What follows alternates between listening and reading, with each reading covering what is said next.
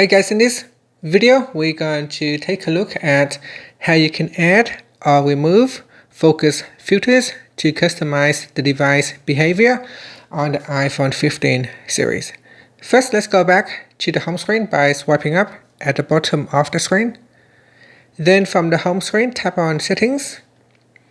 Next, in Settings, we go down and then tap on Focus. Then in here, open up a focus profile. Next, we scroll down to the bottom and go to the Focus Filters section. In here, tap on Add Filter. And from here, you have two different types of filters. You got App Filters and System Filters. So tap on a filter that you want to use. For example, I'm going to choose Calendar. And then select a calendar. Then tap on Add. And during this work focus, you can see that only the selected calendars will be shown. And again, you can tap on more filters and repeat the same process. So here I can go down. This time I'm going to choose a system filters. So I'm going to choose low power mode and then tap on add.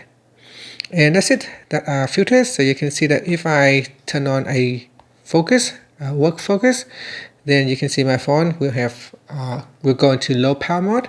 If I turn off, then my battery or my device will turn off the low power mode.